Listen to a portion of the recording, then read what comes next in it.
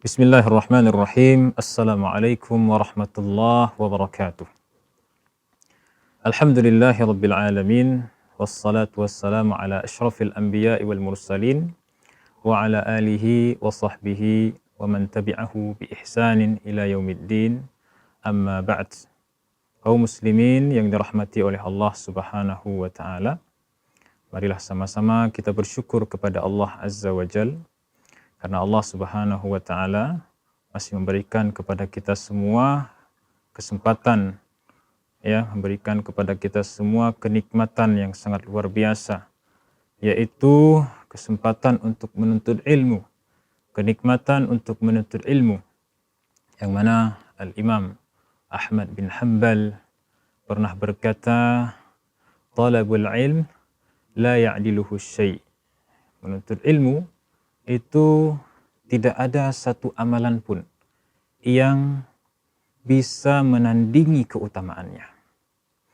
Kemudian beliau mengatakan, idza sahhatin niyyah, apabila seseorang ketika menuntut ilmu dia membenarkan niatnya.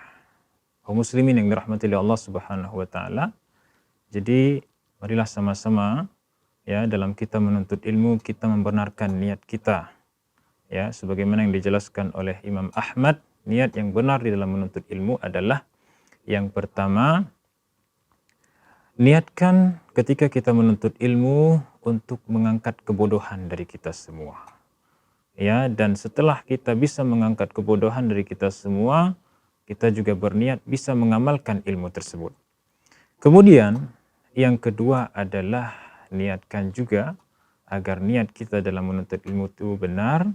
Niatkan, ya, setelah kita mengangkat kebodohan dari diri kita, kita pun meniatkan agar kita pun bisa, ya, mengangkat kebodohan dari orang lain, yaitu dengan kita sebarkan setiap ilmu yang kita dapatkan, baik itu dengan mendengarkan video seperti yang kita dengarkan sekarang ini, ya, atau dengan membaca buku atau dengan menghadiri majelis ilmu yang lainnya. Inilah niat yang benar di dalam menuntut ilmu.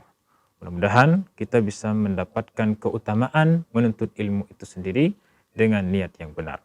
Kaum muslimin yang dirahmati oleh Allah Subhanahu wa taala, pembahasan kita di kesempatan yang berbahagia ini itu berkaitan dengan as-siyam, yaitu puasa. Ma'asyiral muslimin yang dirahmati oleh Allah Subhanahu wa taala, ketahuilah bahwasanya salah satu di antara hal yang penting harus kita pahami bahwa Allah Subhanahu wa taala menciptakan kita semua itu untuk beribadah kepadanya. Jadi salah satu di antara bentuk ibadah kepada Allah Subhanahu wa taala adalah dengan melaksanakan puasa. Ya, contohnya berpuasa di bulan Ramadan dan juga berpuasa, ya, yang hukumnya itu sunnah, puasa Senin Kamis dan puasa-puasa yang lainnya. Ma'asyiral muslimin yang dirahmati oleh Allah Subhanahu wa taala, kita akan sedikit membahas tentang pembahasan puasa. Kita akan bahas terlebih dahulu tentang definisi puasa itu sendiri. Apa yang dimaksud dengan puasa sebenarnya? Puasa telah didefinisikan oleh para ulama dengan berbagai macam definisi. Kita akan mulai dari definisinya menurut bahasa. Puasa atau as-siyam menurut bahasa artinya adalah al-imsak anis syai', yaitu menahan diri dari sesuatu. Ini merupakan pengertian puasa menurut bahasa. Ya, jadi pengertian puasa menurut bahasa adalah menahan sesuatu atau menahan diri dari sesuatu.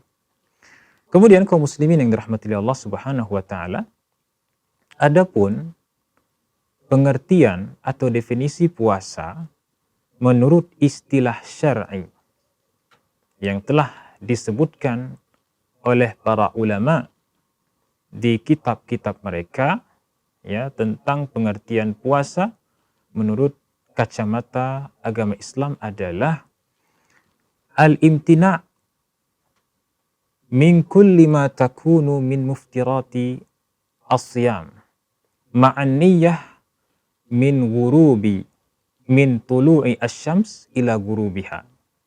Jadi inilah pengertian puasa menurut istilah syar'i. Yaitu pengertiannya adalah menahan diri, ya, menahan diri kita, khususnya bagi Anda yang berpuasa, itu dari segala sesuatu. Dari segala sesuatu yang menjadi pembatal puasa itu sendiri. Ya, yang menjadi pembatal puasa itu sendiri. Kita contohkan seperti makan, seperti minum, kemudian seperti khususnya bagi Anda yang sudah berumah tangga, ya, seperti menggauli istri, ya, dan berbagai macam hal yang menurut kacamata syariat itu dikategorikan termasuk dari pembatal puasa, maka itulah yang harus kita tahan. Jadi kita tidak boleh melakukannya ketika kita dalam keadaan berpuasa. Kemudian para ulama mengatakan kembali atau menambahkan definisinya, ma'aniyah, ya, disertai dengan niat. Jadi kita berpuasa menahan diri dari segala macam yang menjadi pembatal puasa dengan niat. Kita berniat juga bahwasanya kita berpuasa pada hari tersebut. Ya, baik itu puasa wajib maupun puasa sunnah. Kemudian dengan waktu, ya, atau dengan durasi min tulu'i asyams, dari terbitnya fajar, ya, ditandai dengan azan subuh atau azan salat subuh, ila ghurubiha, sampai terbenamnya matahari, yaitu ditandai dengan azan salat maghrib. Inilah pengertian puasa kaum muslimin yang dirahmati oleh Allah Subhanahu wa taala yang sudah kita bahas, baik itu menurut pengertiannya secara bahasa maupun secara istilah syar'i, ya, atau secara istilah agama Islam. Kemudian kaum muslimin yang dirahmati oleh Allah Subhanahu wa taala, adapun faedah yang dapat kita ambil dari pengertian yang sudah kita sampaikan tadi adalah ada dua faedah dijelaskan oleh para ulama, yang mana dua faedah ini merupakan, ya, dua rukun dari puasa itu sendiri. Ya, dua rukun dari puasa itu sendiri. Jadi faedah yang pertama atau rukun yang pertama dari puasa itu sendiri yang kita ambil dari pengertian yang sudah kita dengarkan tadi, yang pertama adalah al-imsak, ya, min kulli syai'in, yaitu menahan diri dari segala sesuatu yang menjadi pembatal puasa itu sendiri. Ya. Jadi ketika kita berpuasa, kita diwajibkan untuk menahan diri dari segala sesuatu yang menjadi pembatal itu sendiri, pembatal puasa itu sendiri. Ya, kemudian durasinya min tulu'i asyams, dari terbitnya matahari, ya, itu ditandai dengan azan subuh, ila gurubiha, sampai terbenamnya matahari, ditandai dengan azan salat maghrib. Ma'asyiral muslimin yang dirahmati Allah Subhanahu wa taala, inilah rukun pertama dari puasa itu sendiri sebagaimana yang dijelaskan oleh para ulama. Rukun yang pertama ini sebenarnya berlandaskan, ya, berdasarkan dalil dari Al-Quran. Di antara dalilnya adalah di dalam surah Al-Baqarah ayat 187. Allah Subhanahu wa taala berfirman, "Fal'ana bashiruhunna wabtaghu ma kataballahu lakum." Dan sekarang, ya, pergaulilah istri-istri kalian. Wabtaghu ma kataballahu lakum, dan carilah segala sesuatu yang telah Allah tetapkan untuk kalian. Wa kulu washrabu, dan makan dan minumlah kalian. Hatta yatabayyan, sampai jelas bagi kalian, ya, benang putih dari benang hitam. Minal fajr, dari tanda-tanda fajar itu sendiri. Ya, ma'asyiral muslimin yang dirahmati Allah Subhanahu wa taala, jadi isyarat durasi waktu puasa itu Allah Subhanahu wa taala isyaratkan dengan kata benang putih dengan benang hitam. Benang putih ini yang dimaksud adalah terbitnya matahari, ya, ditandai dengan azan subuh. Kemudian gurubiha atau al-khaitul aswad, yaitu benang hitam yang ditandai dengan terbenamnya matahari. Yang dimaksud di sini adalah datangnya malam atau datangnya waktu malam. Ma'asyiral muslimin yang dirahmati Allah Subhanahu wa taala. Ini adalah rukun puasa yang pertama. Kemudian rukun puasa yang kedua, kaum muslimin yang dirahmati Allah Subhanahu wa taala, adalah niat. Jadi ini termasuk di antara hal yang paling penting yang harus kita perhatikan khususnya bagi kita yang berpuasa.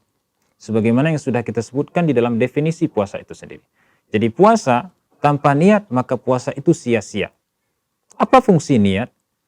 Fungsi niat itu yang pertama, ya. Jadi niat itu memiliki fungsi, di antaranya adalah dia akan menjadi pembeda antara ibadah dan bukan ibadah. Jadi seseorang itu, ya, akan menjadikan sebuah perbuatannya itu menjadi ibadah ketika dia meniatkannya karena Allah. Meniatkannya untuk Allah Subhanahu wa taala. Meniatkannya dengan mengharapkan apa-apa yang Allah janjikan. Kemudian kaum muslimin yang dirahmati Allah Subhanahu wa taala, di antara fungsi niat itu sendiri adalah niat itu akan membedakan, ya, membedakan ibadah yang wajib dengan ibadah yang sunnah. Ya, jadi itulah di antara fungsi niat.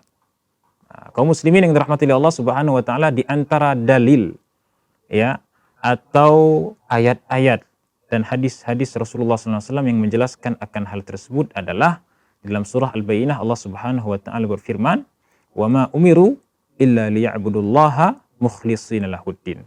Dan tidaklah mereka diperintahkan, ya, di dalam beribadah kepada Allah Subhanahu wa taala kecuali mereka beribadah kepada Allah dengan mengikhlaskan niat mereka, memurnikan niat mereka, bukan untuk mengharapkan apa-apa yang ada di dunia ini, bukan untuk mengharapkan pujian manusia, akan tapi untuk mengharapkan apa-apa yang Allah janjikan dari ibadah itu sendiri.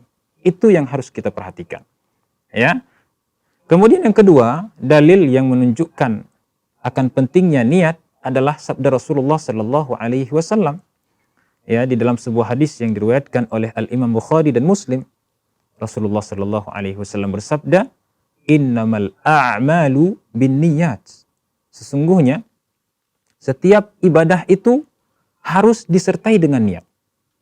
Ya, ini salah satu di antara hal ataupun hadis yang menunjukkan bahwasanya niat itu sangat penting, bahkan harus ada di setiap amal ibadah yang kita kerjakan.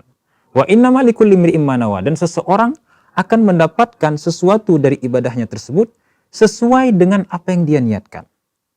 Baik, itulah dua dalil yang telah kita sebutkan yang menjelaskan tentang pentingnya niat dari Al-Quran maupun dari sunnah Rasulullah Sallallahu Alaihi Wasallam. Kemudian poin terakhir yang ingin kita tekankan kaum muslimin sekalian, ketahuilah bahwasanya niat itu mahalluha fil qalb, yaitu tempat niat itu sendiri bukan pada ucapan, akan tetapi pada hati. Sebagaimana hal ini dijelaskan oleh Al-Imam An-Nawawi di dalam kitab Raudhah At-Talibin.